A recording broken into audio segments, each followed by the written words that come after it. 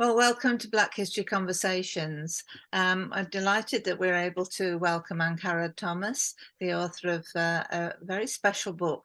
The English version is called Woven and the Welsh version is called Y Castell Sigur, but Angharad will explain how to pronounce that more accurately a little later. Sadly, we've heard that Montaz Marche can't meet us, but we've got a crowd of people here, so we're going to be welcoming others to tell us a bit more about their story. Now, because I'm in Australia, I will start meetings with the acknowledgement of country, which is the recognition of the traditional custodians of this land, and I pay my respect to the elders past, present and emerging.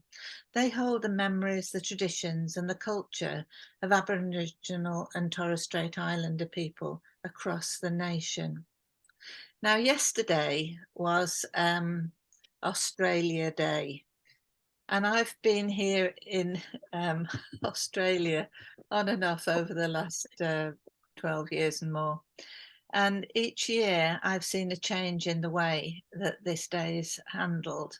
It's actually the celebration of the invasion by the British of the continent of Australia, which was called Terra Nullius, as if there were no people here. And the people who, the first Australians, have never been properly acknowledged. So to have the day that celebrates the nation on the 26th of January, yesterday, is insensitive, to put it mildly. Anyway, the things are changing and changing quite quickly and changing quite practically. This year there's going to be a referendum. I don't know why we have to have a referendum, but apparently to change the constitution of the country you have to have a referendum, and Australian people are going to be given a voice to Parliament in the Australian constitution. I think that's a bit overdue, but that's what's happening. Yesterday I was able to watch a whole range of things on TV.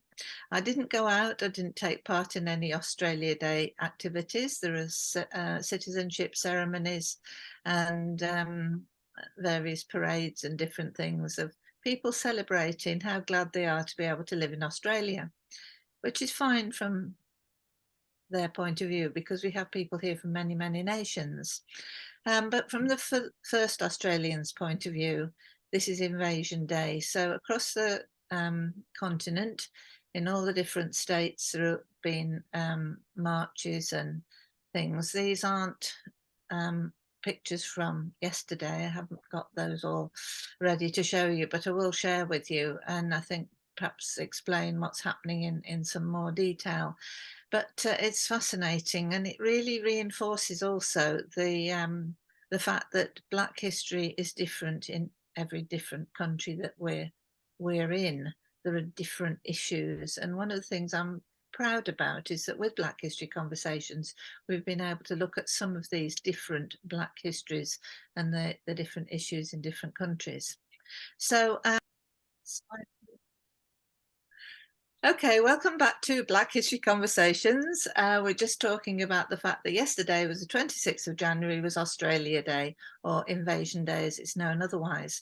But one of the practical things that's happened is that, for example, my daughter, who works for Victoria State in the health department, was given a choice yesterday. It's a public holiday, and she was given the choice to work from home and have another day off if she preferred that, rather than taking the public holiday of Victoria. So yeah, those changes happening.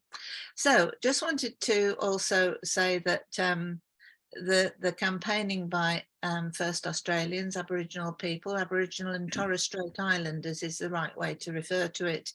That's been going on since goodness knows when. Here it's 1938. Now, Angharad Tomos is joining us today, has joined us, and that's wonderful, and welcome to others who've joined us as well. So I'd like to welcome you, Angharad, because we're going to hear about your book, Woven, and in Welsh.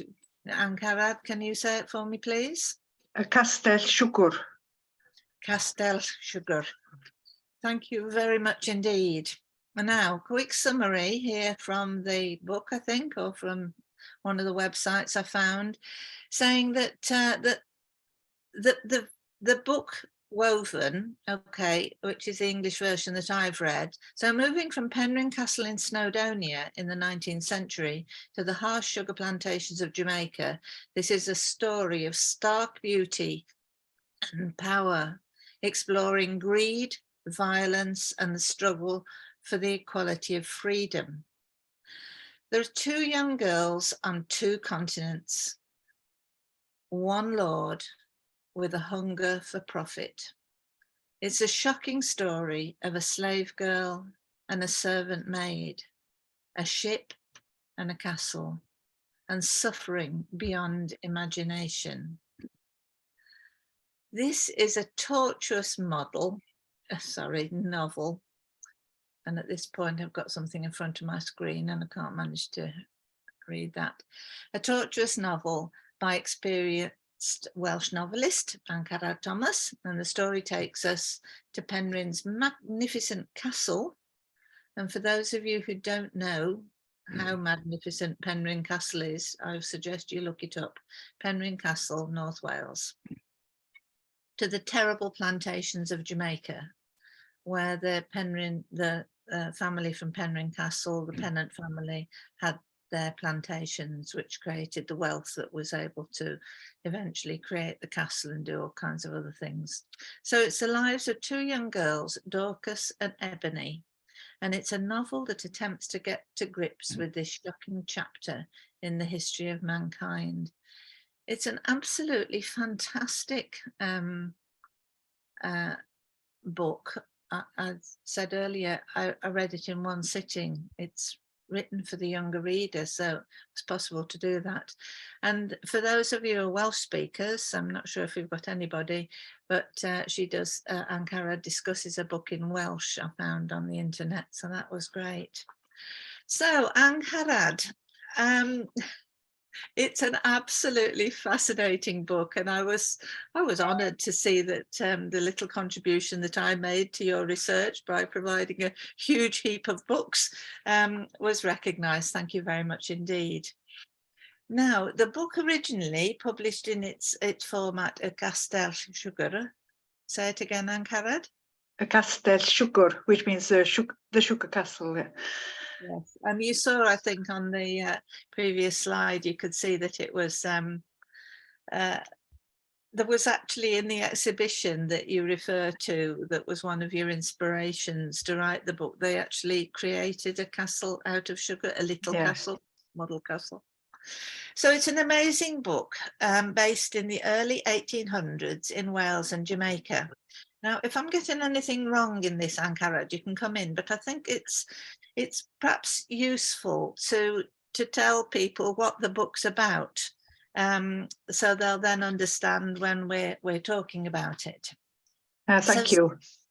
The background I come from is that I live in North Wales, Northwest Wales, which is predominantly slate.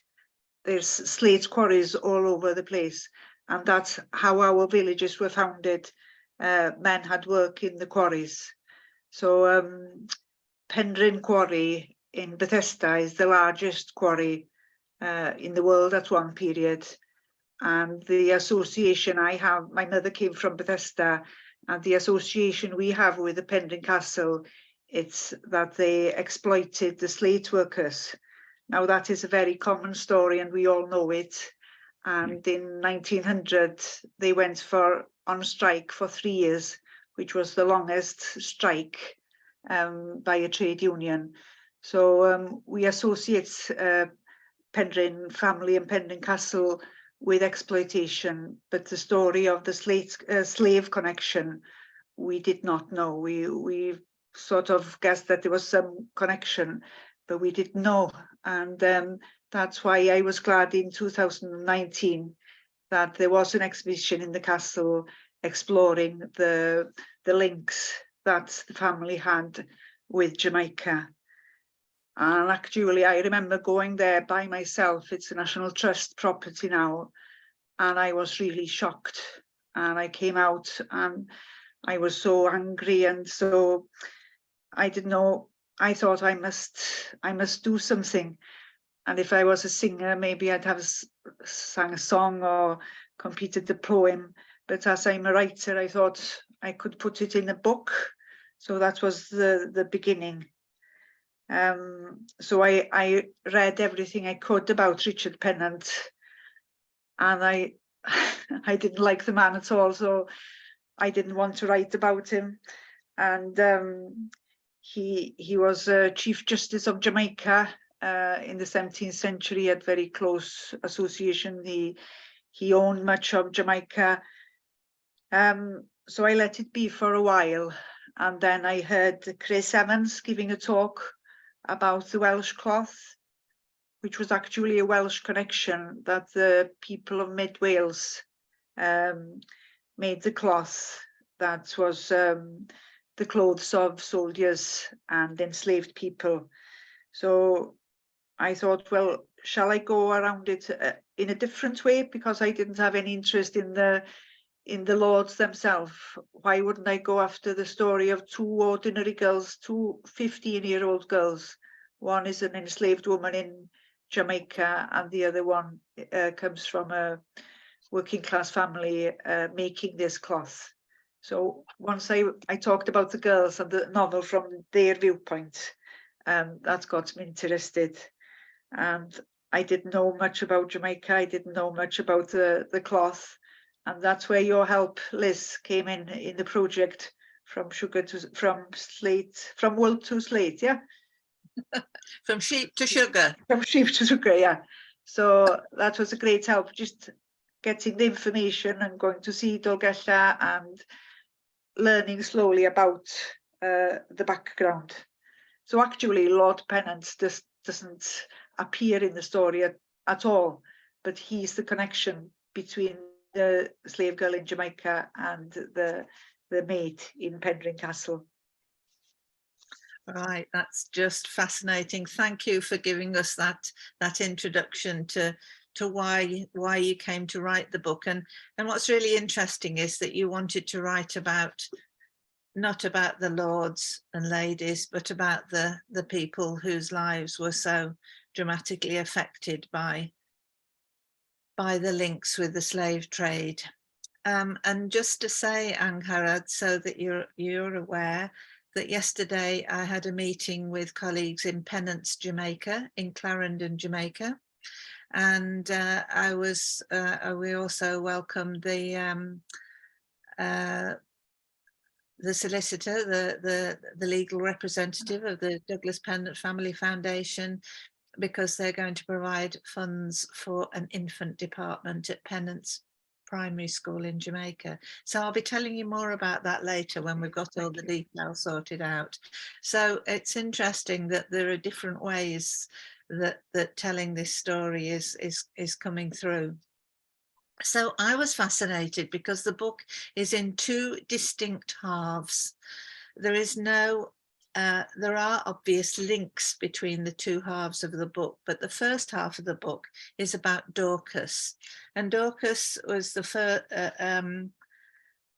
it starts with her friendship and the fun that she was having in Dolgellau at the May Festival. The reality I felt of life at that time, though, came through. We learn about her life and her family as Methodists and as farmers, producing that woolen cloth that you were talking about, Welsh Plains. Dorcas and her sister Mably also dreamt about being rich. They dreamt about living in a castle. They talk about having servants to care for them and dreaming of an escape from their hard life.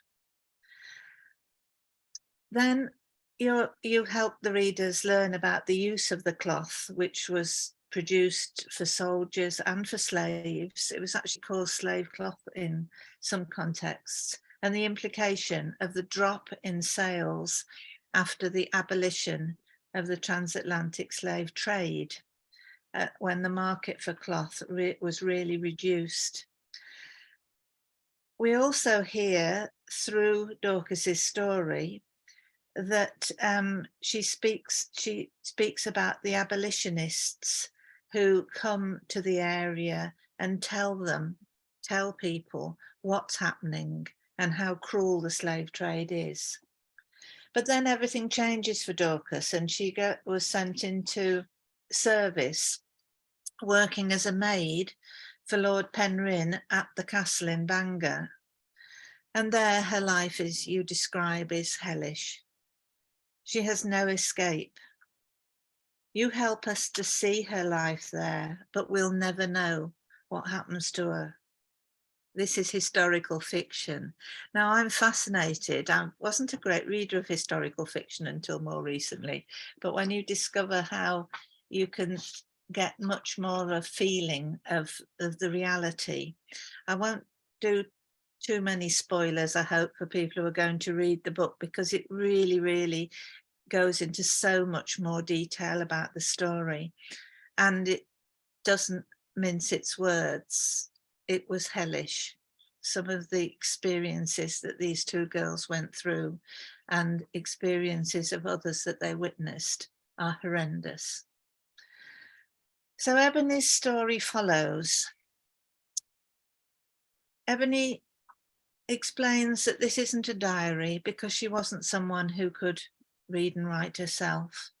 But Angharad, you write the diary for us of life in Jamaica, reflecting Ebony's experience of life as a 15-year-old on a plantation, owned by a rich white family who aren't named, and about her early life in Africa, which you call the land of memories, and her sister Hara's words, you can teach yourself to remember.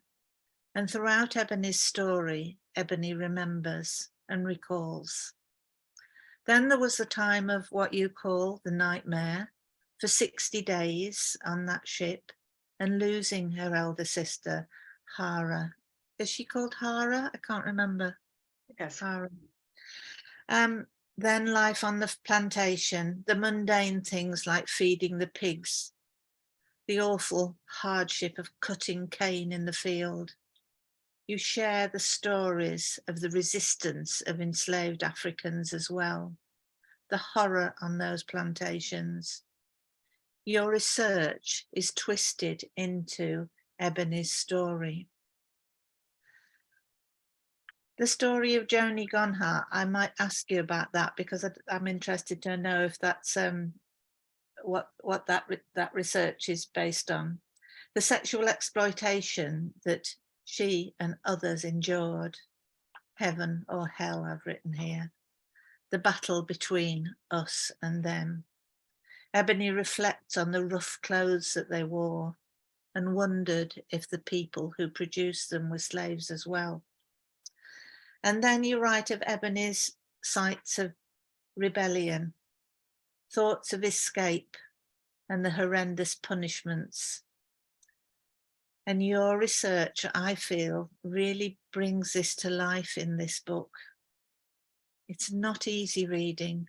It's not easy reading, but it's true. So Angharad, what a fantastic book. I couldn't wait till it was translated into English. So was I accurate in how I've introduced the story? Yes. And the question with the first girl, Dorcas, was how much did they know? Yeah.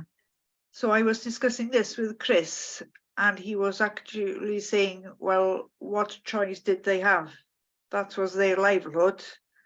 And I said, it's terrible. And he said, well, we still buy clothes from people who are terribly exploited, and we have got a choice. And they didn't. But I still, that question was, in the back of my mind, how much did the people of Mid Wales know about the horrific story of the conditions in Jamaica? And then I came across a song written in 1797, The Sorrows of Yamba. Now that has been translated into Welsh, but I thought it was the original Welsh.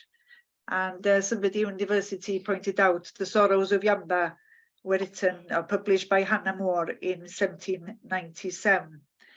So in the book, that ballad is being sung in the town of Dolgella, and if it was a ballad, then the common people would have heard it, and that's very explicitly explains how much the enslaved people went through.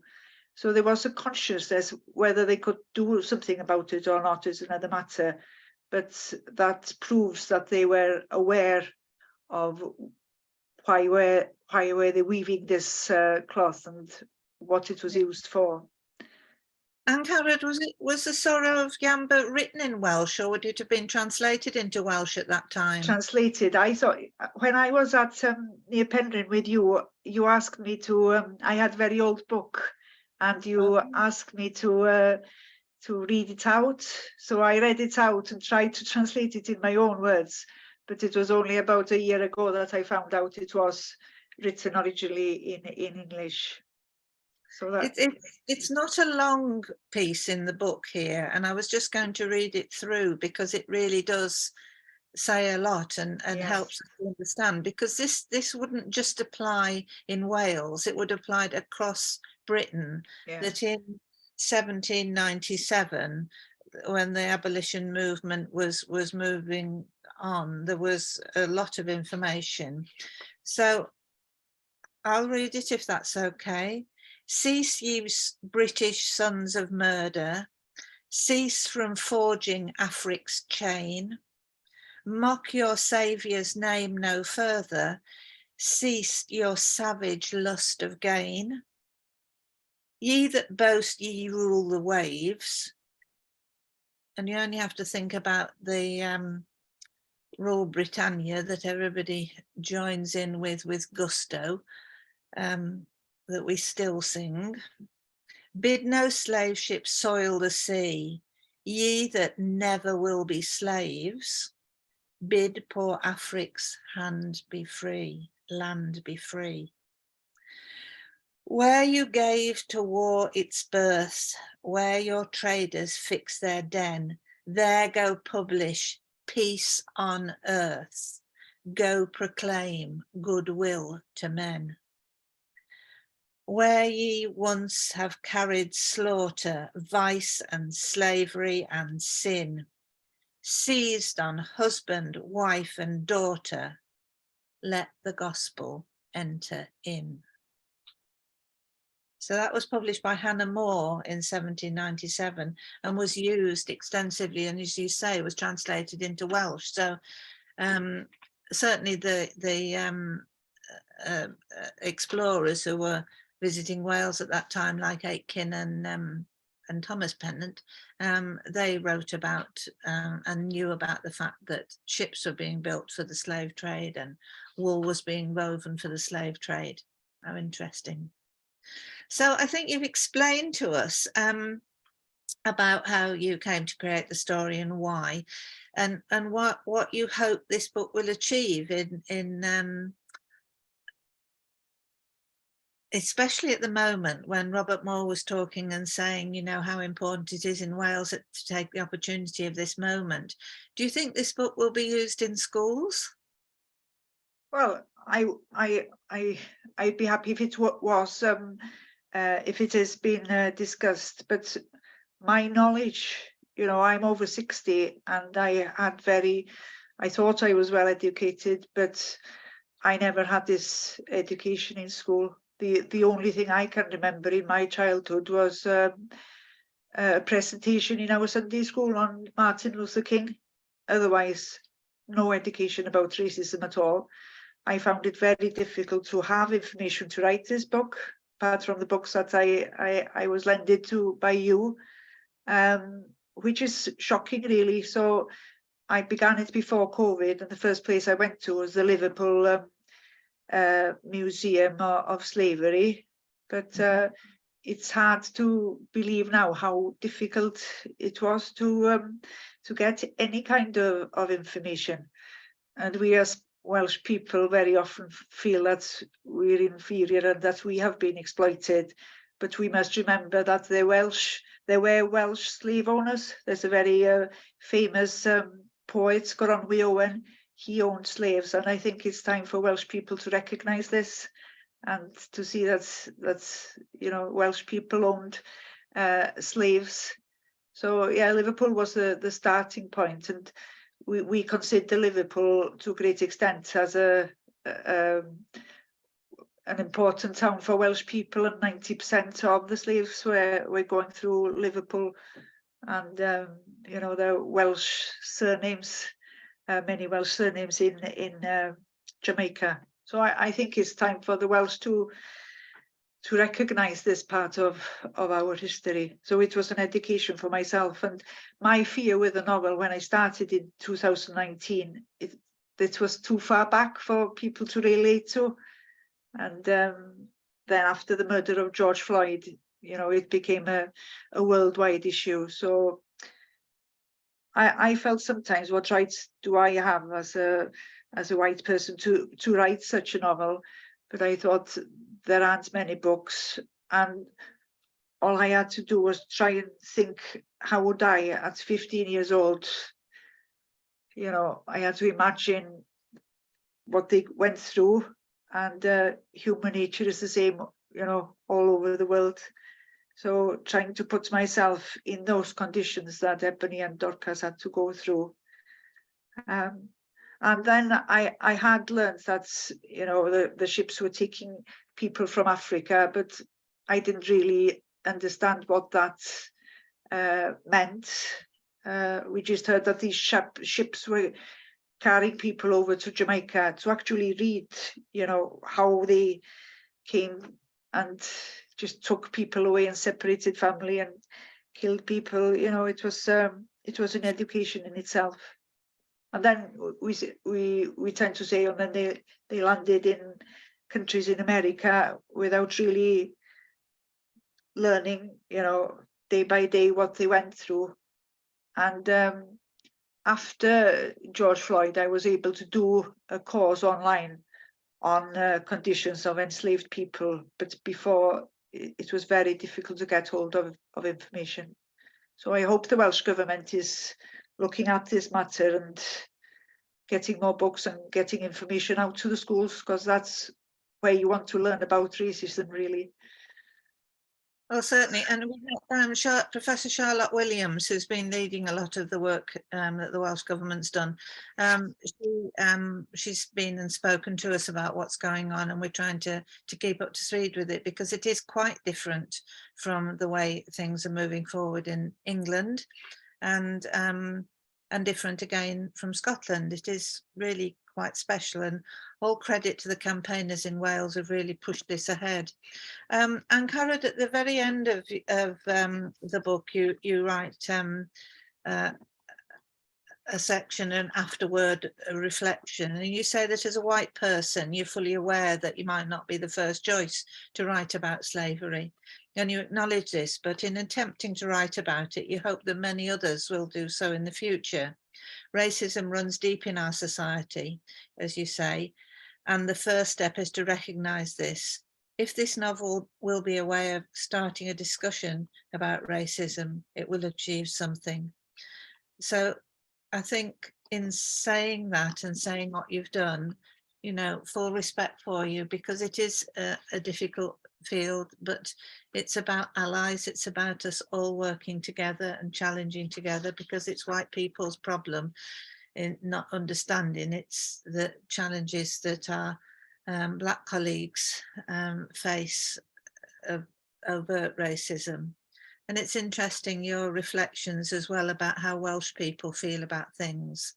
Also interesting that you talk about Liverpool, because we're in contact, thanks to Garrick Prayog, with Richard Benjamin, who is the director of the International Slavery Museum in Liverpool.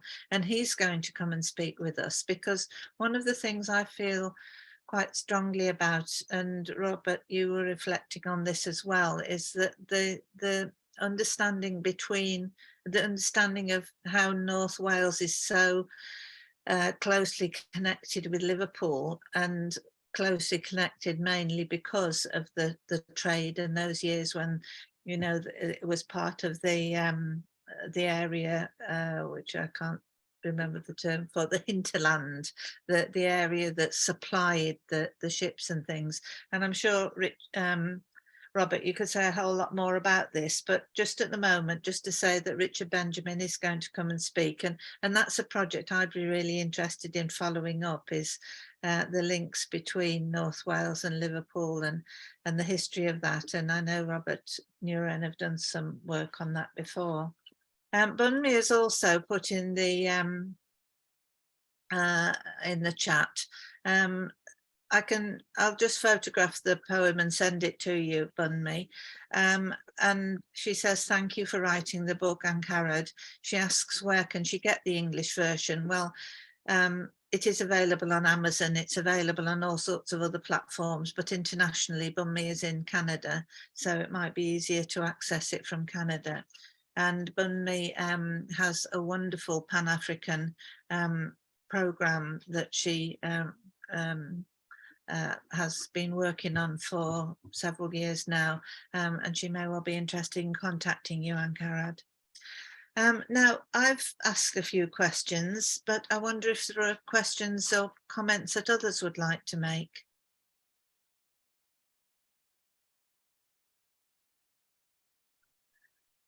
Robert says that there were lots of little, in inverted commas, people in North Wales who invested in just 2 or 3 slaves, and the same must have been the case throughout the UK. Very true. That's and good that Neuren's working on it. And Simon's put a comment to say that the actor Alan Cummins handed back his OBE apparently after discussions about the British Empire opened his eyes. And Garrick, I'll come to you next. And I know Benjamin Zephaniah turned down his gong because of the Empire connections. And I remember at one stage, Yasser Safari was also campaigning about the fact that I think it was the Governor General of Jamaica and the Governor Generals of other Commonwealth countries had an important medal that they wore, which was an image of a white person with their knee on the neck of a black person. This is genuine. I shall get that picture out again to show you. And Simon says, really makes the case for why this should be on the curriculum, definitely. And June Elizabeth says she's going to purchase the book today. Thank you very much indeed. Okay, Garrick. And then Robert.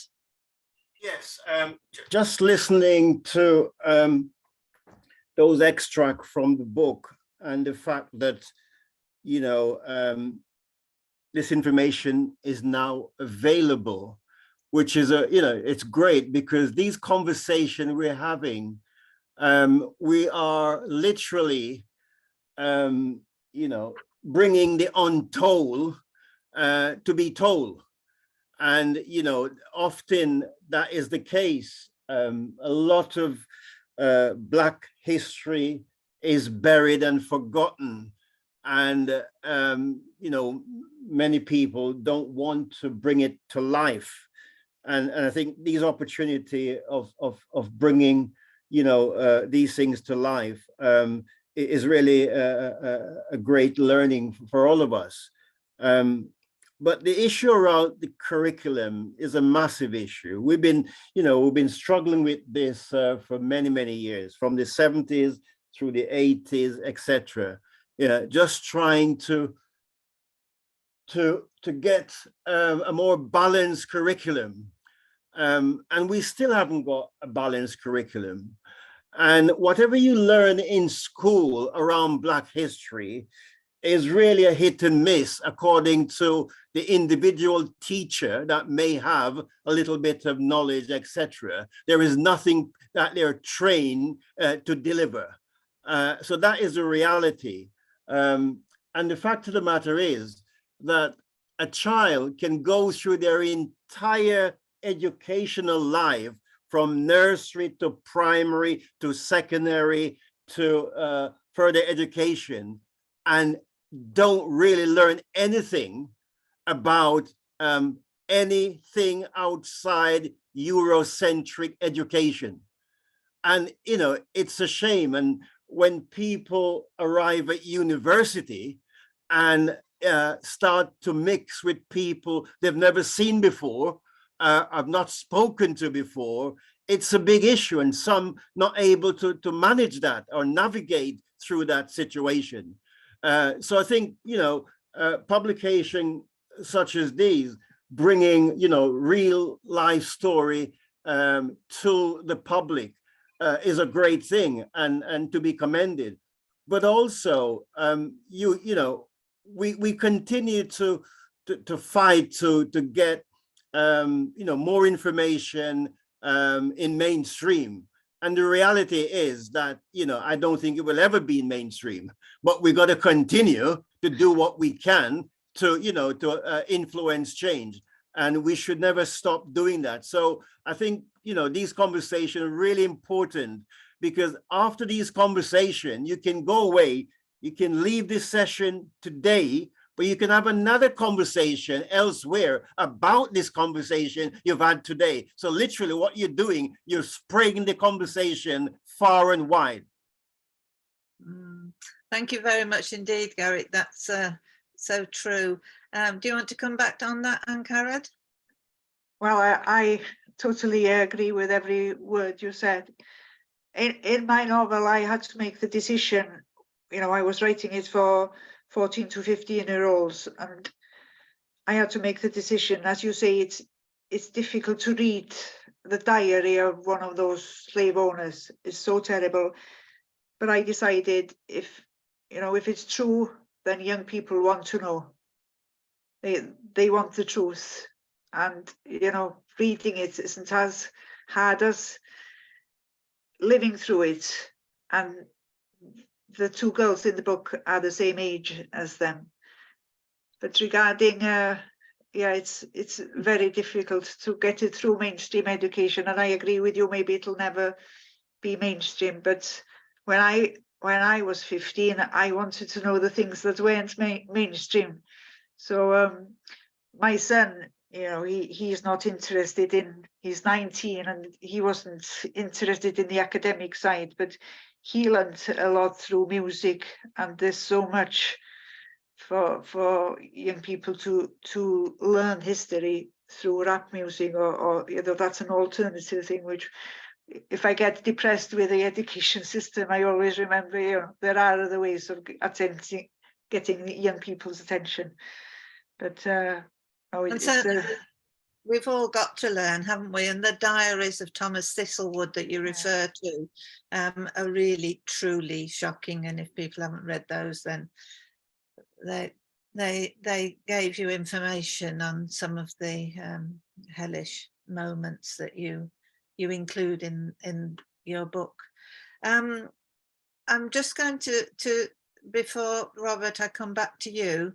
Alice has left a message to say, as the book's aimed at a younger audience, and this is what we're talking about, how do you reconcile this traumatizing subject matter with the sensitivity of young readers, and do you approach the storytelling in a particular way? Well, I just had to take the decision. 12-year-old, there are different, you can't put a certain age. Some readers are more advanced and some want to know. But no, not telling the story for me is a disservice for young people. And maybe we are too soft sometimes, and you try to make the world a more softer place. It's a difficult world, and people are living through slavery conditions now. So from my viewpoint, I think it's better to give the straight story, because young people and children know when you're not telling the full truth, and if you're not telling it, they'll find it out somewhere else. And it's just the sheer injustice. And I think young people, when they see injustice, when we're older, we get soft with ourselves, but young people really are angry with injustice. And I think we saw that when the protest of Black Lives Matter started. They're angry, and I think it's a justified anger, and that's what makes older people stand up and listen. Thank you very much. That's really, really to the point.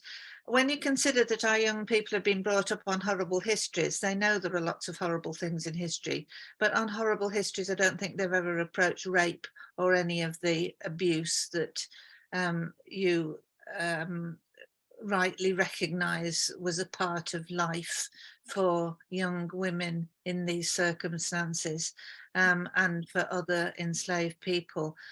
So yes, you're quite right, though, you know, it's the truth. And I didn't recognise it's a fiction. It isn't a true story. These girls weren't people who you'll find in the historical records. This is a historical fiction, but based on really, really sound research. Thank you, Angharad. And now, Robert, you were going to make another point. Yes, well, a couple of points.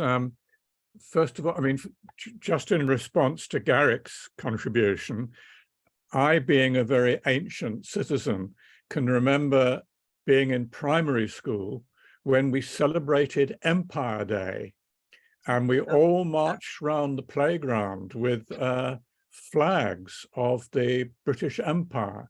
I had one of India. And then the teachers gave us talks on the enormous benefits that Britain was conferring upon the people of the world.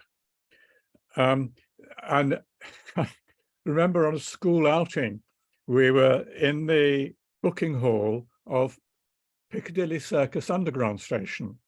And the teacher said, "You're standing here at the center of Piccadilly Circus, which is at the center of London, which is at the center of the empire, which is the center of the world." And I've never forgotten that particular contribution from the teacher. And the rest of my life has really been involved in unraveling all that. Can I just say about the book? I mean, this in Wales, as I said earlier, Wales is going in a very different direction from England. And England wants children to get a very selective view of English history, actually, not even British history. And they don't want students to know too much about certain aspects of it. But in Wales, there is a policy now to mainstream Black history into the curriculum.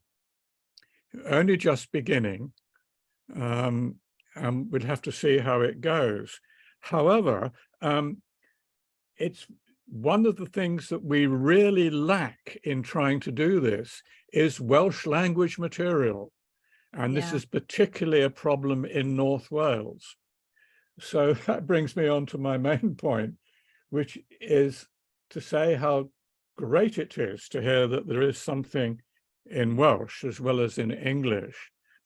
But to follow up Alice's question, it didn't sound to me as if this was the sort of material that we could expect primary school children to read. No. And I'm not sure about the suitability of some of it for secondary school. Just to get an example, when I was teaching in Liverpool University, students were very, very sensitive to these issues and didn't really like them being raised. So one of the requirements for taking my course before it began was that the students should read Conrad's The Heart of Darkness. Some of them simply could not read it because they just found it too appalling and too upsetting. And just a final, again, an anecdotal comment, because I'm really mainly wanting to comment on the availability of Welsh language material. One thing I used to do with undergraduates was to give them a blank outline map of Africa and ask them to fill in the names of the countries. That actually reduced over the years, I had a couple of students in tears over that. The average number of countries that students could put in was about 2. And there were lots of students who couldn't put in any. And they said things like, why do you expect us to know this sort of thing? Needless to say, I had a fairly sharp answer to that question. So, yeah, I mean, Garrick has raised these issues of the profound ignorance that is out there and the profound reluctance and indeed the difficulty that people have in grasping these issues. So I'm really looking forward to this book, and I've said on the in the chat that Nuren would like to do something to promote this novel, if we may, using our website, and maybe at some stage doing a recording with Angharad that can go on our website. I think that would be really powerful, Robert. Have you pressed send on that? Because I can't read it in any of my chats here. That's it, right. Now, just to say that I do agree with Garrick's points that there's no point putting it on the curriculum if teachers don't get a course. And I think we must teach the teachers first, or they're not, you know, confident enough to pass the information on. But yeah, I think that's a really good idea. I think it would be good, Angharad, to develop a course for Welsh teachers that they could, we could do it as a series of interviews, you know, like this, but without so many people, but also have sessions where people can join and talk about Black history. Can I just add, Liz, that I mean, teachers are very embarrassed and reluctant to talk about sex in their classes. But boy, they're even more reluctant to talk about race, and they just don't know how to handle it. Yeah, I hear what you're saying there. In the chat, we've got Bunmi from Canada. Bunmi saying that she can't get the book on Amazon.ca.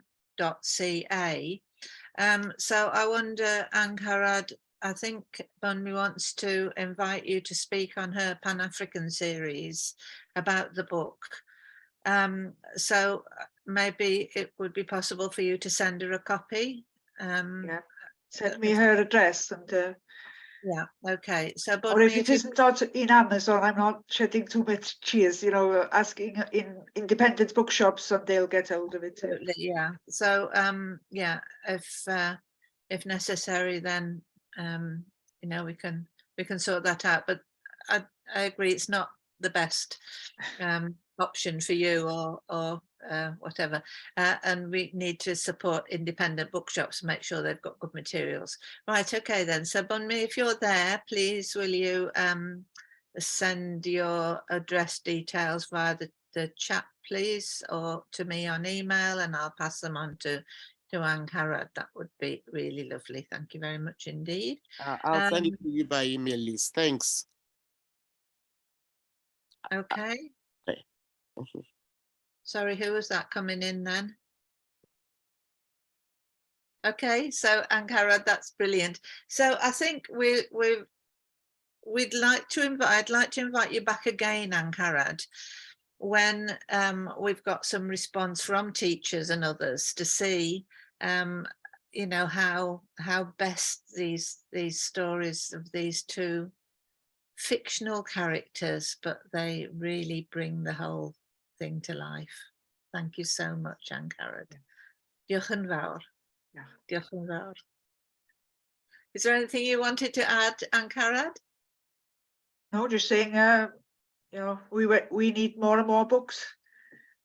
One of the main books I read was Roots, and I think the televised series of Roots in Britain had a long-term effect, but we can't have too many books in whatever language. Good. Well, brilliant that it was written in Welsh and then translated to English. Absolutely excellent. Thank you very much indeed. Okay, so now I'm going to ask Marcella if that's okay. You're going to tell us a little bit about your work at Durham, Surrey, Southampton University. Just a new job there. And I'm hoping that June Elizabeth is with us. June Elizabeth put a note actually in her in the chat that said that her husband remembers doing Empire Day in Jamaica, Robert. So similar era. I'm a bit too young, I'm afraid. Right, Marcella, tell us about what your role is at the University of Northampton and why you think June Elizabeth Whitesmith Gully is superb. Okay.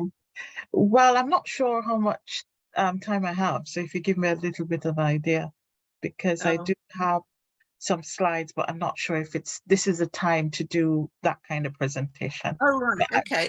Avril, would it be better to invite you back next week to really do a good presentation about your walks and talks?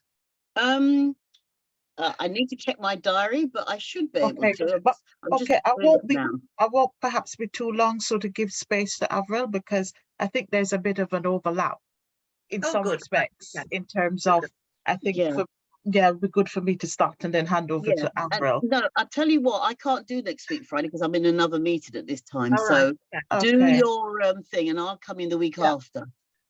Okay, if that's okay. Okay, but I'd be quite quick if you don't wish for me to share the slide. I'll be just quite quick and give you an overview. Okay. Again, I'm Dr. Marcella Day, and I am a senior lecturer in the Faculty of Business and Law at the University of Northampton. My main area of expertise really is in place branding. However, some of my work that I've been doing has been in post-colonial theory, matters to do with representations of people of color. My other role, in which I'm more actively involved in now recently, and which involves June Elizabeth, is that of the co-chair of the Race Equality Network at the University of Northampton.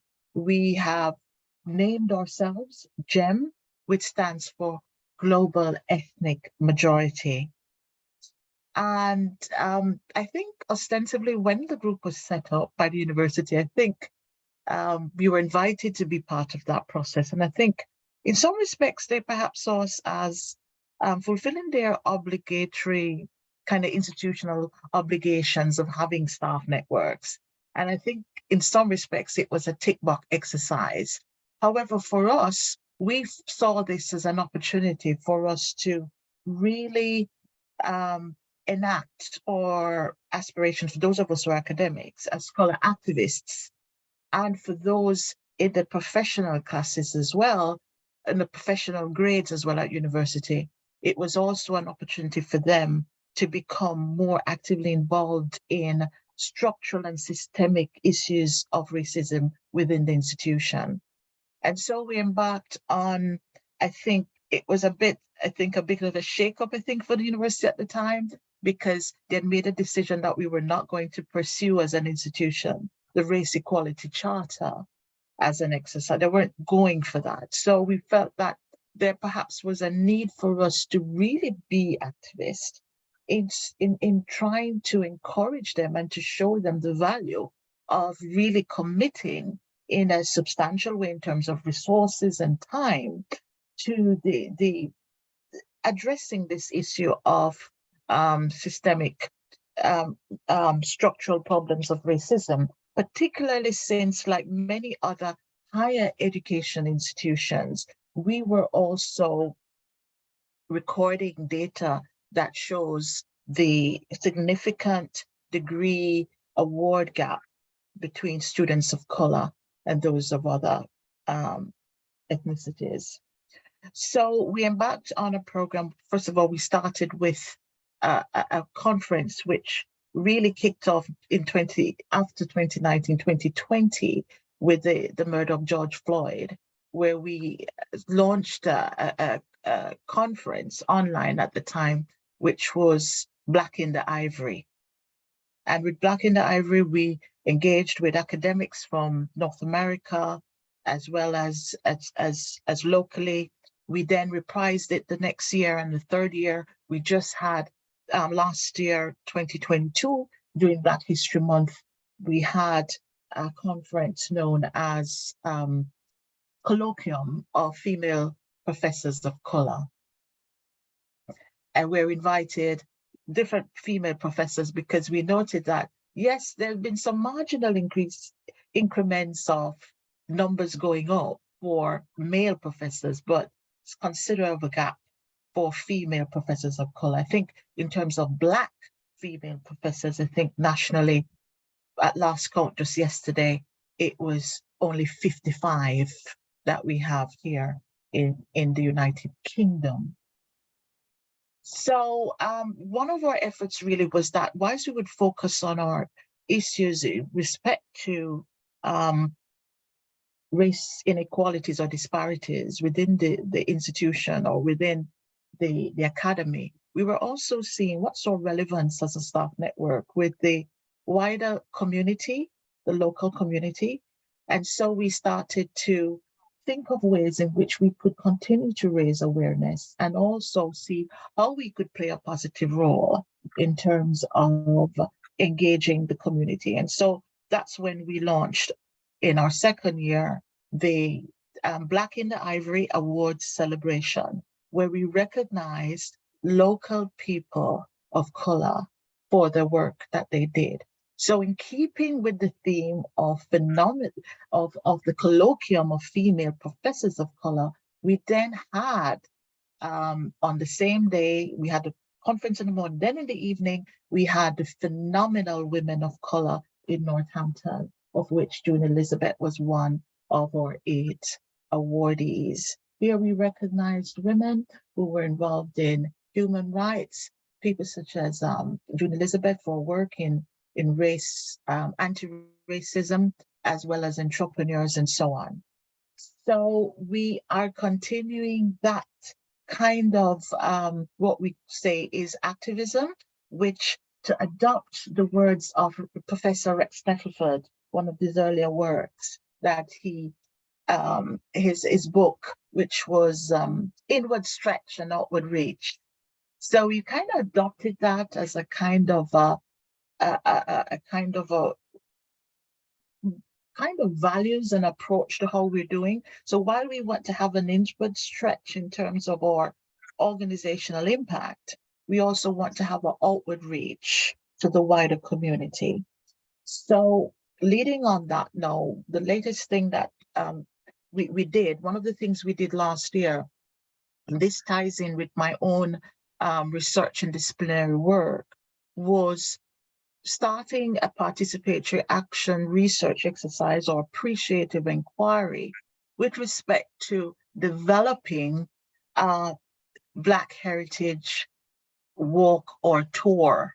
So this would lead nicely into Avril coming next. So we had this workshop where we brought together people from the heritage sector, tourism, sports, tourism attractions, as well as people from the Northampton Black History Association, theatre groups, and so on. We brought them together to have a workshop to begin that process of how can we begin to presence and tell the story of the Black and ethnic presence in Northampton, because that has really not been much of a feature, as you can imagine, for East Midlands kind of market town or kind of county, which definitely doesn't have quite a high level of representation in terms of ethnic minorities.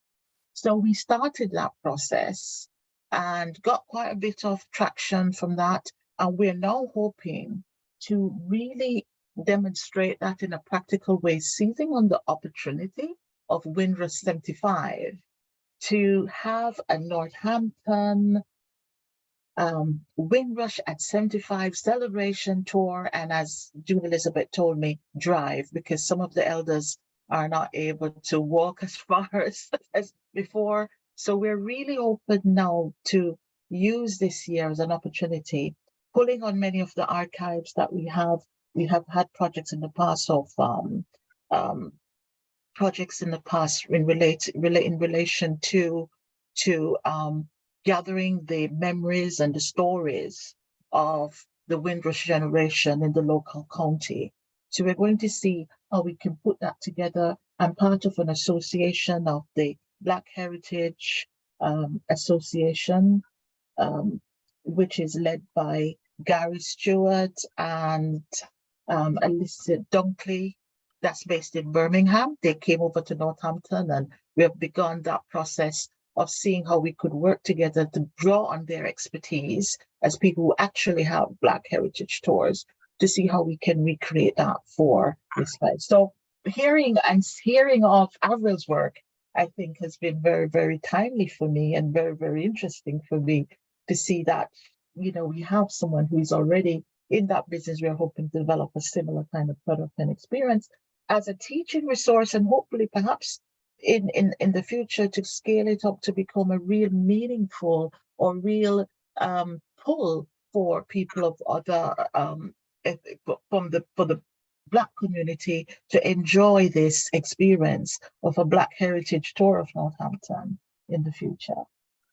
So hope that I think that's fantastic. Thank you very much indeed, Marcella. That's really good. And thank you, June Elizabeth, for linking us with you, Marcella, and hearing that you've been in touch with Marcia Dunkley, who's someone who joins us from the Black Heritage Walks Network. That's really, really useful. I'm just going to share the screen just for one moment, because I don't know if your organisation is involved in the Race Equality Charter, because last week we had a speaker, Jonathan Bush from Durham University, and he's got the bronze standard of this, whatever it is. Race Equality Charter, yeah. And my interest in finding this was that in 2022, they were still envisioning what a gold standard might look like. So I think there's maybe work to go on this, but anyway, I just thought I'd ask you about that. So is that something that your university is involved with? Well, just as I said before, they had made a decision before that they were not going to go for it because of the considerable commitment of time and resources in pursuing that. However, as a staff network, we have been challenging that position, and we have been recently asked to have a discussion with them as to how we could perhaps, I wouldn't say lead, I don't think they're quite ready to kind of see that kind of power yet, but I think it's how far we could engage in the process. And of course, we are also bargaining and negotiating that if we are also going to be a part of that process in a meaningful way, that there should be some investment in us deriving some value in many ways with respect to our own career progression, development as well, and also in terms of that they continue that dialogue to keep us informed of the process and centering us into that process to apply for the Race Equality Charter. And it's particularly important for Northampton because one of the dilemmas the institution now faces is that there's 53 to 54% of the student body are ethnic minority students. So you're having a scenario where you go to a graduation and you look at the sea of graduates and you would say, this is predominantly, may I dare say, a Black institution. But if you look at the podium and you look at the management structure of who are the persons who are conducting the ceremony and the officialdom of the university leadership team, it is all white. So there are some challenges and some contradictions that I think that has, in a sense, empowered us and emboldened us as a staff network to say, here you have a scenario where you cannot just see us as a tick box. You have to integrate us and find ways to center us even more than before in your planning and your ways of how you're dealing with the issues of serious issues such as the award gap, where we continue to see students of color not getting the same level of degree awards as their white counterparts. Right, that's really serious, isn't it? Yes, that's some research that Professor Gus John did about this. It might be interesting to talk to you about. June Elizabeth, you wanted to come in. I just want to say that the night that I received the Phenomenal Woman of the Year award, I happened to just be saying hello to someone, and he was the Dean of Science. And he said to me, when I said to him, the university has only been built about 3 years now, isn't it? 3-4 years. And it's only 2 bus stops from where I live. So new campus, the new campus. Pardon? The new campus. The new campus, yes. Yes. I was so excited. My husband and myself visited the opening day. So I was saying to this dean on the Black in the Ivory Awards night, I said, you know, when I came, I really wanted to do a degree in Black history, and there was nothing on the curriculum like. And he said he will introduce me to someone, and he's introduced me to a professor in history. And yesterday I was accepted to do my MA, which they're going to waive, right? So the MA that I'm doing is emotive history. We're going to be looking at different periods of history and trauma that people experience. So, you know, anything I do, I always bring the Black part that's missing into it. So if I become a student of the university, but Dr. Marcella was saying to me when we had a meeting this week that it's a staff network, the GEM, but she'll bring as an affiliated something affiliated, so I can come in. So at the moment, I'm in the process of making a meeting with the heads of the universities and the heads of Northampton town councils to do a joint bid, even though they've got some money, for Windrush at 75. So I'm somebody that goes in and I shake people up, because I'll be asking the dean, the chancellor, what are you doing at the university for Black history? What funding have you got? And if you haven't got some funding, here's some funding that you can apply for.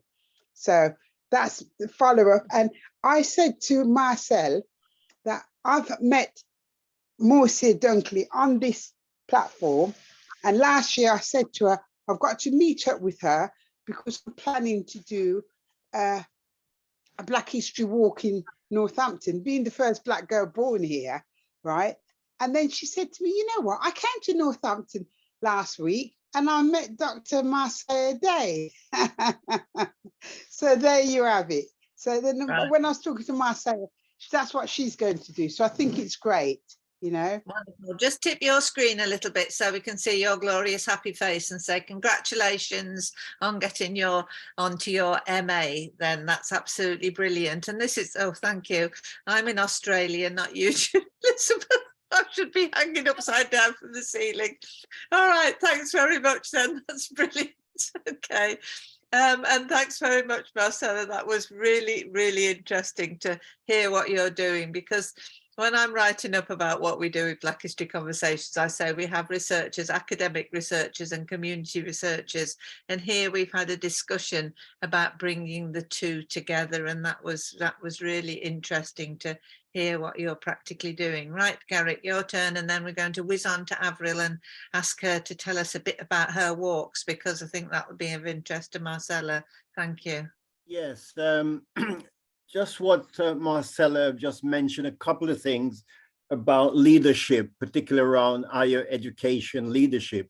It is a fact that very few, if any, are within the leadership team of any institution.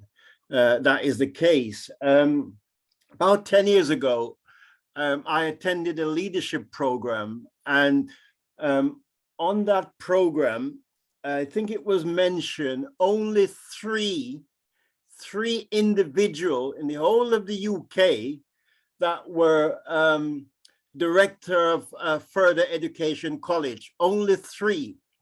And one of those is a colleague of mine, which is from Liverpool, Wally Brown. And apart from Wally Brown, there was another two-person. And I don't believe that data has changed much, since then. So the reality is that, although there are Black men and women with, qualification in higher education, they're not in the position of leadership. And, I worked in both university in Liverpool, and that was the case. The difficulty of getting into leadership, even getting a full-time lecturing position is a difficulty. And I had many, really senior people having to leave the UK and travel to live in Canada and in America, who are in a better position in terms of professorship, etc. They could not achieve that in the UK at all. And in fact, Wally Brown's own experience, he had to leave Liverpool and go elsewhere and come back to Liverpool 20 odd years later in order to take up that position.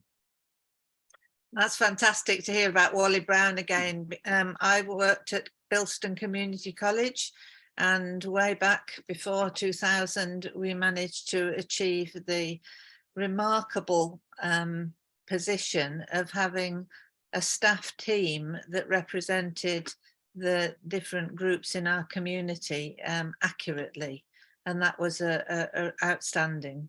We were shortly after that closed down by the government and taken over by a white college. So that's a lesson to reflect on, a great sadness, but that was a special, and we went as a staff team to Liverpool, Garrick, to meet Wally Brown and his colleagues, so that those of us could be better informed, for example, about our Black history, as well as how a college a successful college could be led by somebody from the Black community. What was the problem? Yes, gosh, that's a blast from the past, Garrick. Thank you very much indeed. Right, Avril, have you still got the energy to tell us about your walks around London? Because Yes, of course I have. Simon says we can keep on going, because I think Marcella would like to hear. Anyway, Avril, tell us what you do then. It sounds absolutely fascinating. Okay, about 7 years ago, I set up a business called Avril's Walks and Talks. I trained to be a professional tour guide at Westminster University. And since then, I've put together something like 6 or 7 walks around London, different parts of London, mostly north, because that's where I know. I did go to south once and got completely lost. And basically, I met a friend, and she came on my walks in 2015. And she said to me, why don't we know any of this information that you're giving us? And she goes, why is this not in a book? And so between the two of us, we got together and we decided to write a book. So we wrote a book that came, and this is my scrappy version, so don't worry, they don't all look like this. We wrote a book called Black London, History, Art and Culture in over 120 places. The book has maps. I don't know if I'm going to find out when I open it, but has maps. Has little blobby things. Hang on, let me find stuff rather than trying to show it on there, because then I can show it to you. So you'll get the book has a map with little blobs on it. The next page, when you turn it over, tells you what the blobs are, and then the following pages you can actually go and visit the blobs, and you could do your own walk around London in different parts, north, south, east and west. And it features many, many well-known people, Laudo Equiano, Cuguano, I've got a blank now, Claudia Jones, anyone you can think of. We've sort of everything for this book. We may have missed a couple, but generally we've caught up everybody in the book. The book came out in 2021, and basically it was a hit from day one. We have sold over 6,000 copies so far, and it features pictures. Yeah, you've got Stephen Lawrence, not Stephen Lawrence, Chris O'Philly, you know, with Doreen Lawrence, and we've got most of the things in the book actually are free to go and see, so they're out in the open. So not many people have seen this lower picture, but it's in London and it's a black knight on a horse. You know, most people, it's a black friar, should we say. So what we've done is, a lot of these are in my walks. I also give presentations. And so effectively I've gone around with Jodie and I taking pictures. Most of these pictures are our own. Here you've got a picture of Jazzy B in London, and this is his statue. Some of these statues are not very nice statues, I don't think, but it's still a statue nonetheless, you know. And these steel statues I think are absolutely awful, but there are an awful lot of them in the UK, and people like Samuel Coleridge Taylor's got one, you know, Jazzy B's got one, Mary Seacole's got one. Quite a few people have these types of statues around London. We've tried to keep the majority of the, as I say, the majority of them free to see. So these are all to be seen for free at Alexandra Palace. So the book contains as many things as we could possibly put in there without going completely mad. That, you know, just gives everybody who doesn't know anything about Black history in London, it just gives you just a starting point, even if you know nothing, and if you know something, because there are a lot of people out there, as we know, who know nothing about Black history. So it's a really easy book to read. You can open practically any page and read something about somebody. Oliver Tambo, for example. So then once we'd done the book, we were approached by another company who said, would you like to do a map? So last year, September, we did a map. And the map has a similar idea. It's not affiliated with the book, to be honest, because they're totally different companies. But as you can see, one side has the map of London with little blobs on it and the Thames there in blue. And when you turn it over, it has an explanation as to what all the things are. The map, in a way, is more up to date than the book, simply because it came out after the book, and we were able to put on things like the Windrush Monument and the Adinkra symbols, and the young Jimmy, the guy who jumped into the River Thames. I can't get his full name. You know, he's got another plaque somewhere other than the one that was unveiled the other day. He's actually got another one elsewhere. So we've tried to incorporate as many bits of Black history that we could possibly find at the time of printing.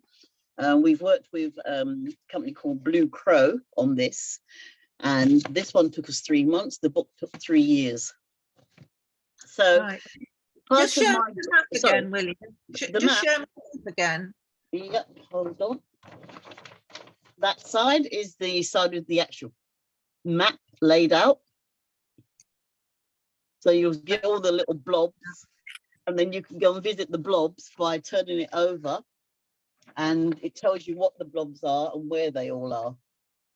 Thank you very much indeed. Just to explain, what I do is I do screenshots so that we've got a memory of things, because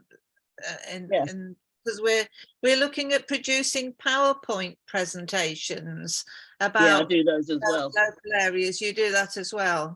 Yeah. Well, part of my job as a tour guide is I take people around London and I show them the actual places where things happened, or people did things, or, you know, people went and stood there or whatever. I was on ITV when I released the book, and I was on BBC when I released the map. But I get a lot of tourists, a lot of British people come in to my walks wanting to know more, and, you know, just take them around London. Tomorrow I've got a new walk which I'm trialing out with some friends.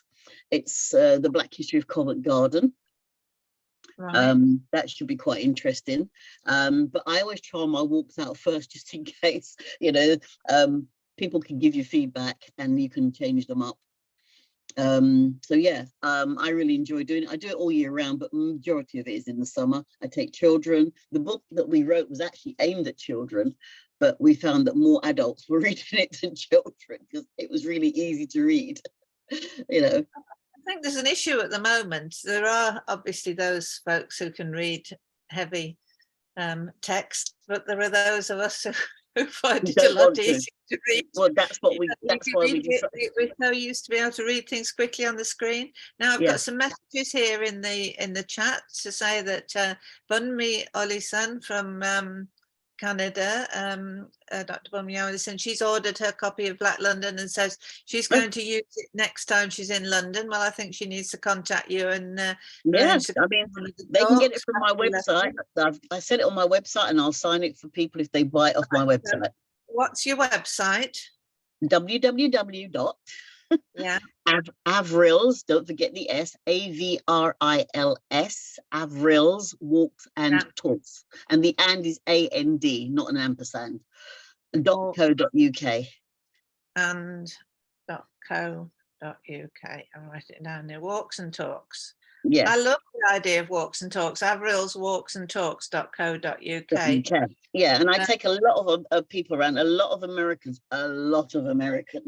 they just love coming to London and calling me up the day they arrive and say, can I go on a walk today? Can you do a walk tomorrow? And I'm like, yeah, okay. Right, and Marcella said she's bought a copy too. She says it's fantastic work and have to link up with you in the London this summer because they're thinking. So just while it's really smashing, we've got two folks. Marcella, yeah. Can't hear you. I just wanted to say, Avril, that I did a consultancy last year that was funded by the EU, surprisingly, because it was an ending of a project. But part of this was to exploring the theme of making leisure and tourism experiences more inclusive. And I got a particular part of it, which had to do with looking at the local Black and Asian, whatever they call BME, which I don't like using the term, but nobody does.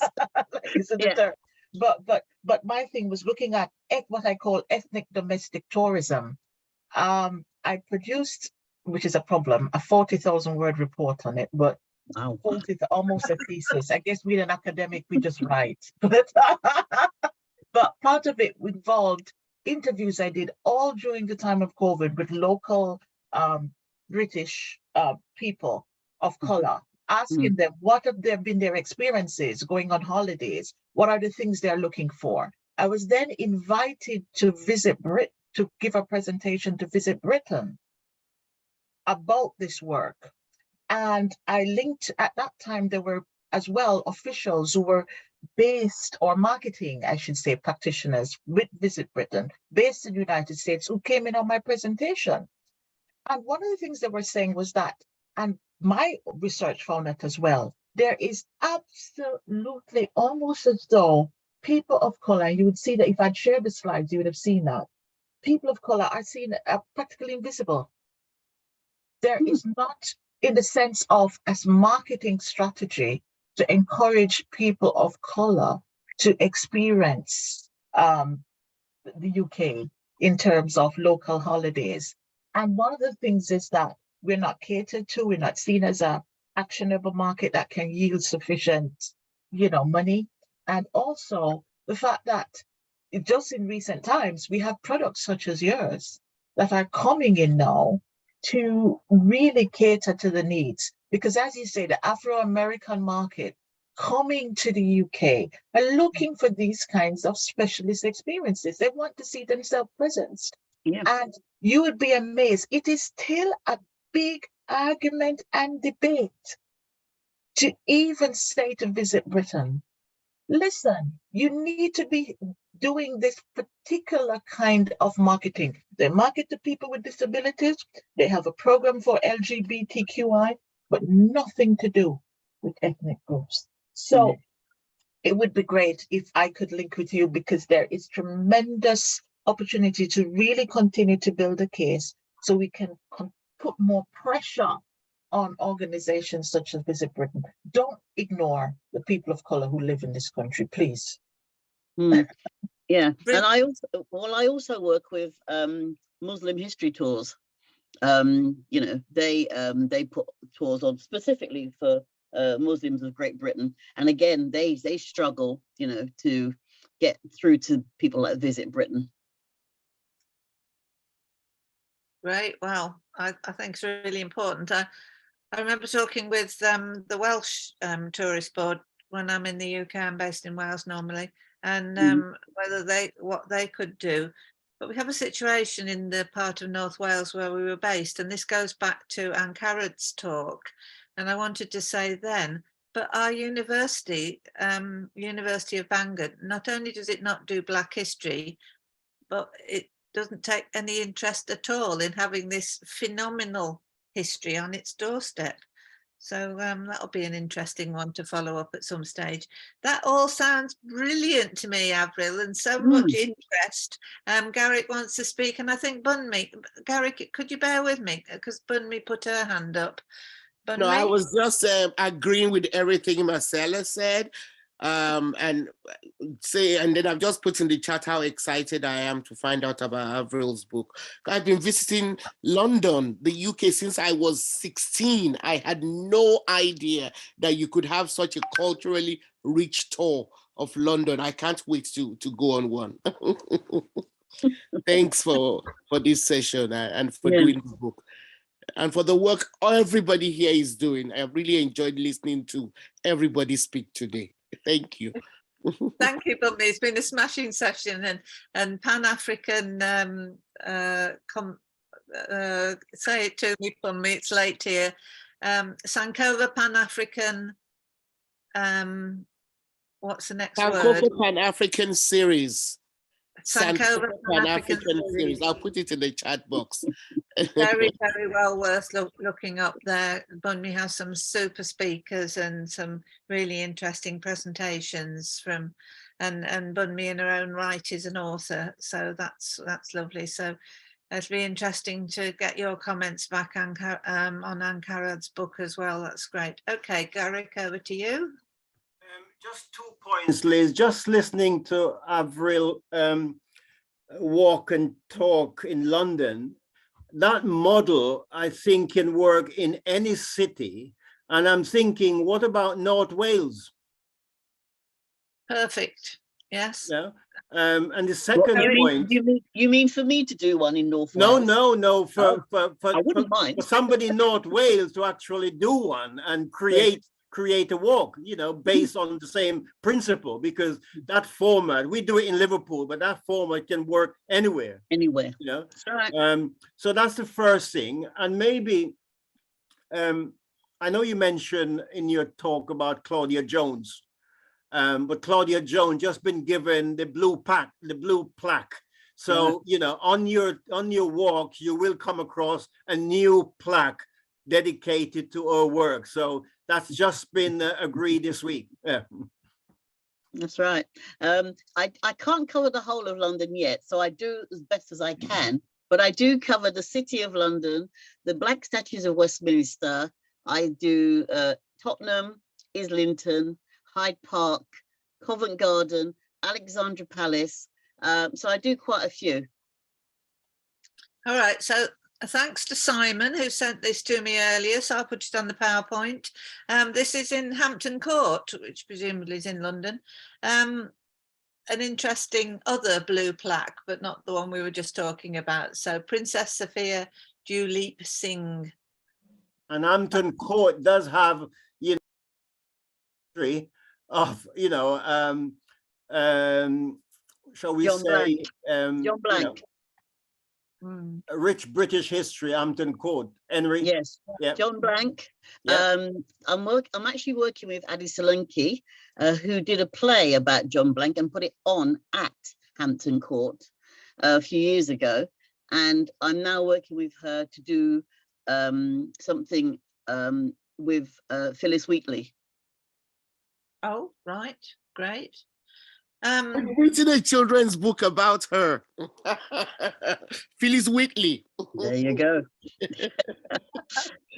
So we better have a book swap here, I think, going on. Right, okay then. Right, let me just get out of that and work out what I'm doing next. So it's over to you, Robert. Yes, the idea of walks in North Wales is very attractive. And we have got the basis for one on our website, which is an exploration of the Greenfield Valley, Yes, which has very, very direct connections with slavery,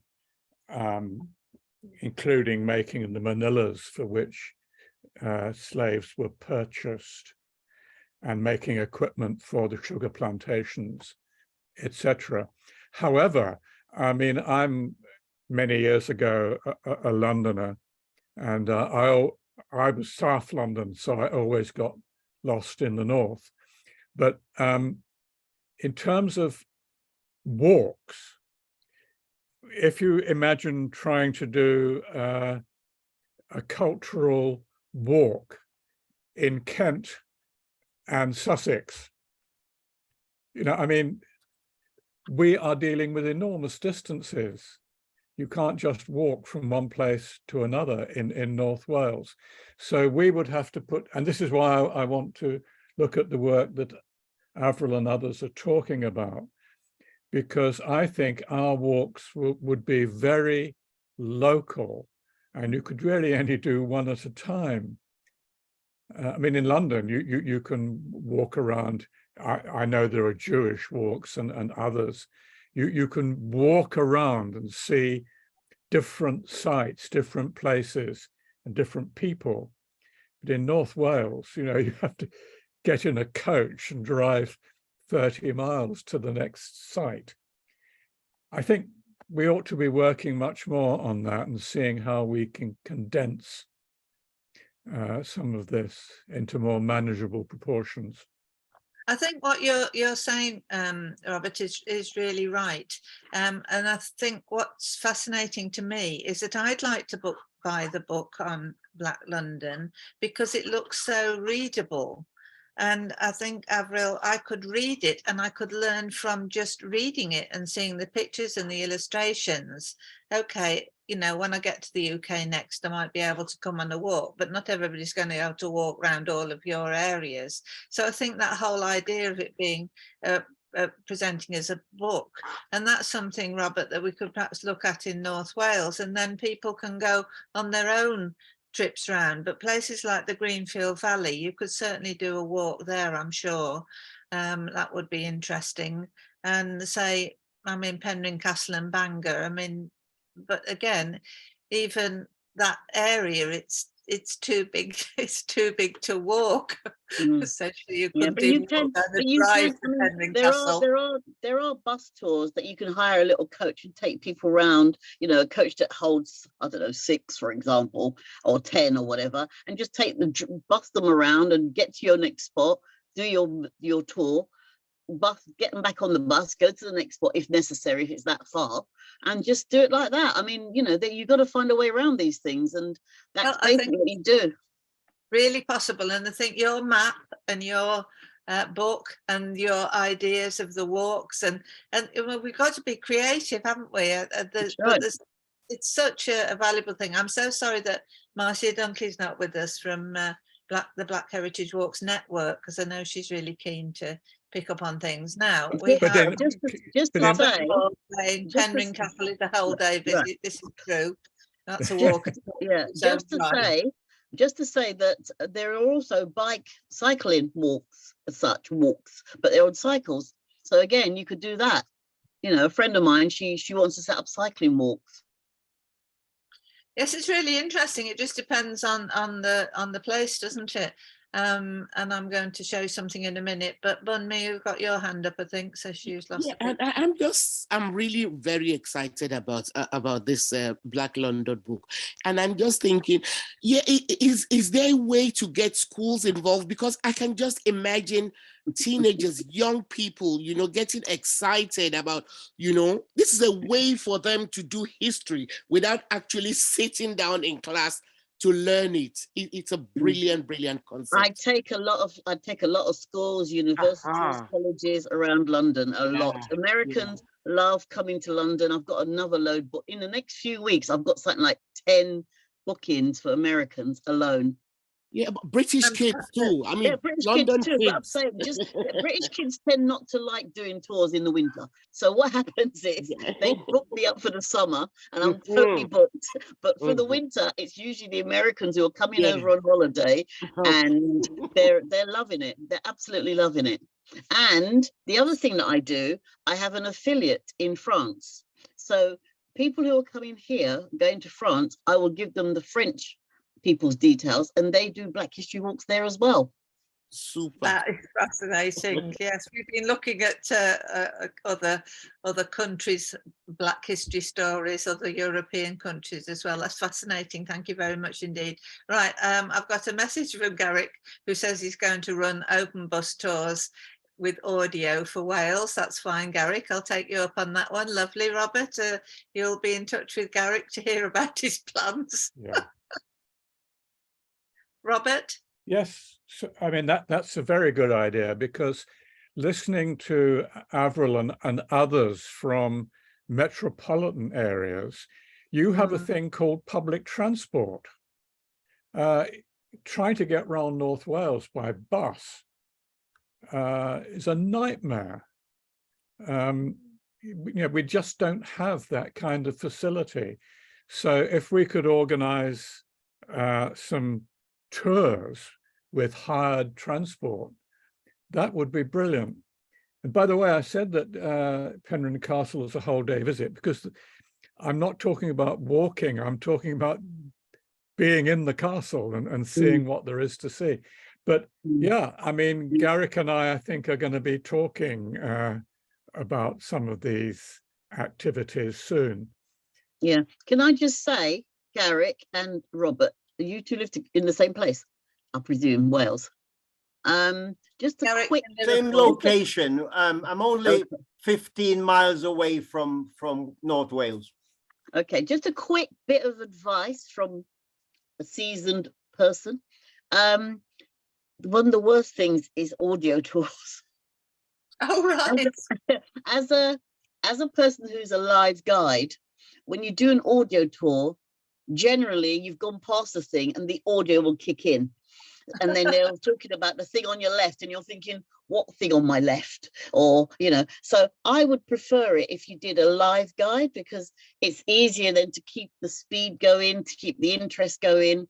And people prefer to have interactivity with a live guide rather than an audio. I never go on audio guides if I can help it. They're all over London. I've done all the bus routes about 15 times. I'll always avoid the audio and do the live because it's more fun, it's more interesting, it's more interactive, you get a lot more information, and it's done at the time that it needs to be. With an audio, what happens is inevitably it starts to fail after a while. At first it will sound like it's working at the right time, but I don't know what it is, but audios, after a while they start slipping, and you've gone past the place and you're talking about something completely different.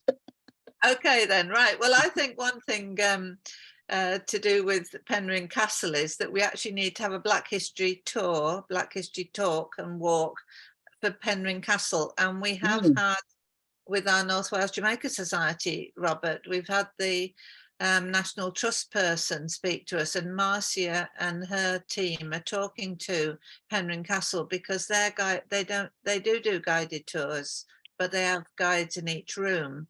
but they actually need to have a Black History tour of Penrhyn Castle, because otherwise they're just showing these 2 pictures of Jamaica. They've got a whole corridor with pictures of the Caribbean, but because nobody knows where they are unless you recognise them, it's difficult.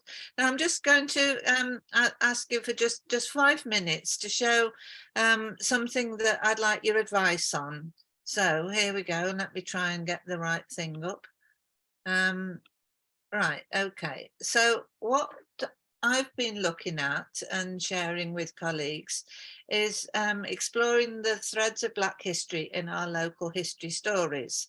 Right, so we're including links with the British Empire and Asian Studies as well. Now, this idea, we're talking to the National Archives, believe it or not, about this. And that was what the talk earlier was going to be partly about, is how we can ensure that the research about Black history is recorded somewhere and accessible.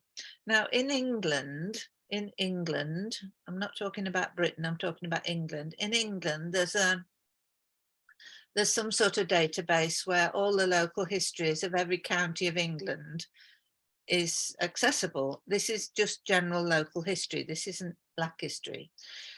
But what I'm thinking about is if we could give some guidance to areas like Northampton, for example, we use you as an example, to see what sorts of aspects of Black history could be recorded. So I'm not going to get you reading through all that lot, but we actually come up with a list, and we've gone through this once before, but in all areas, there is early and ongoing Black presence. So I'm going to give an example in Wales, for example, in Beaumaris, in Anglesey, the Tabitha the Black, that's what it says on the plaque in the church, who's explored that story. The plantation and slave ownership by local families and landowners, as well as loads of information on University College London about that. And it isn't until you begin to put things 2 and 2 together. I grew up in Worcestershire. The next village to ours was called Hagley. And when I was in Kingston, Jamaica one time, I said, why is it called Hagley Park Road, this main road in Hagley? Well, it turns out that the Littletons, who were the owners of the Hagley Park in Hagley, which isn't open to the public, so it's not a well-known place, had been Governor General of Jamaica at one stage. So there's all sorts of interesting links. And also in Worcestershire, there's been a really good research done in a little town called Bewdley, which is on the River Severn. And the River Severn had a big part in transporting goods to Bristol as part of the procurement needed for the slave ships that were going out of Bristol and for the works there. And then you may have, and this is more likely if you're in a rural, a seaside community, there might be links with pirates, there might be links with slave ship captains, because the pirates, in our Pirates Talk, because we've all seen them, haven't we, on the cartoons and things, why this awful sort of people have been identified as the way they are in children's cartoons, but they speak with a West Country accent because they came from the West Country and South Wales mainly. So that's interesting. Slave ship captains, again, a Welsh interest, particularly apparently Liverpool ship owners preferred Welsh captains because they could manage the crews very well. They used to sing a lot, it seems. Commodities produced for the slave trade.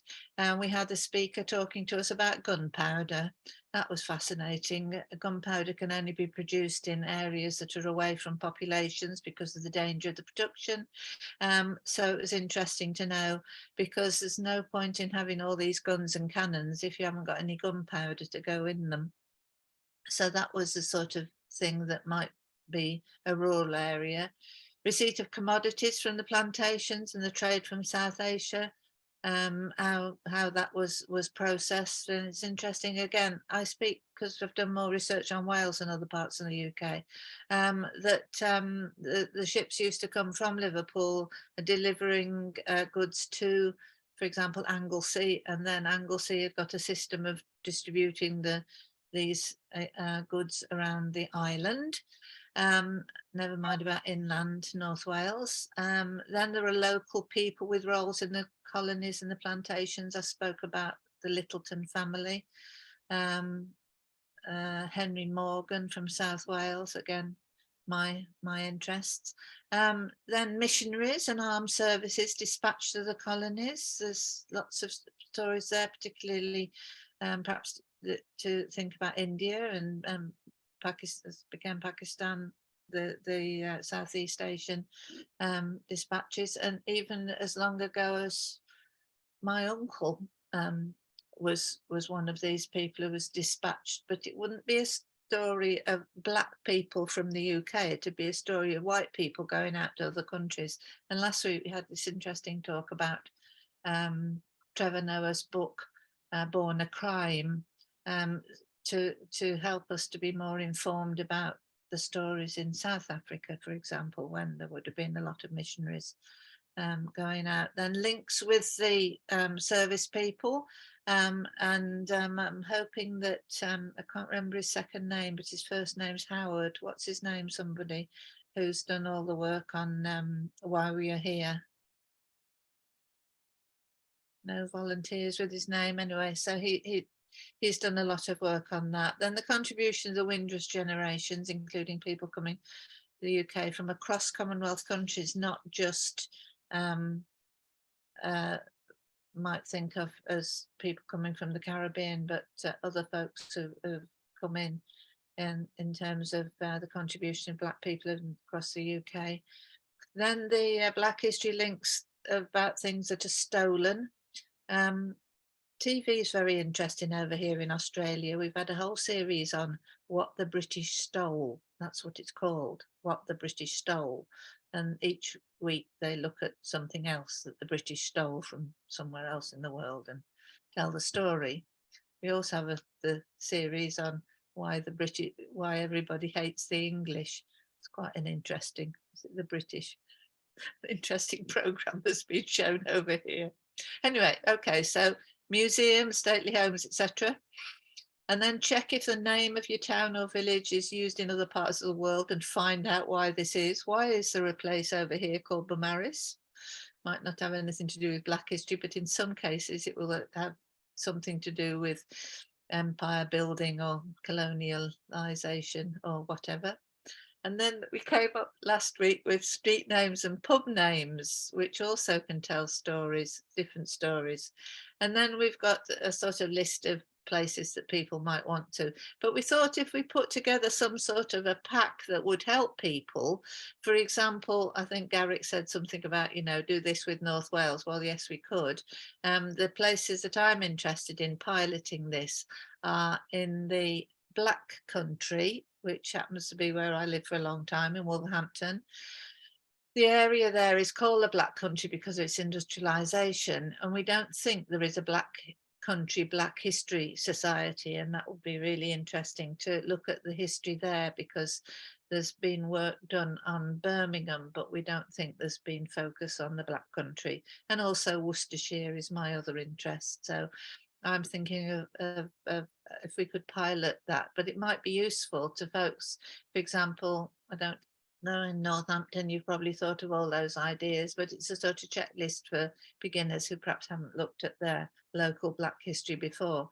Then the point was, what do we do when we encourage people to look or recognise that people have already looked, in your case, Avril, at the Black history in areas? What do we do with all those records then? How can that information, particularly if it's been a project that's been funded by the National Lottery, the National Heritage Fund, because there's a lot of good research that's gone on since in 2007 and since 2007, which has now been lost because it was put on websites and the websites haven't been maintained. A big project in Wales, which was the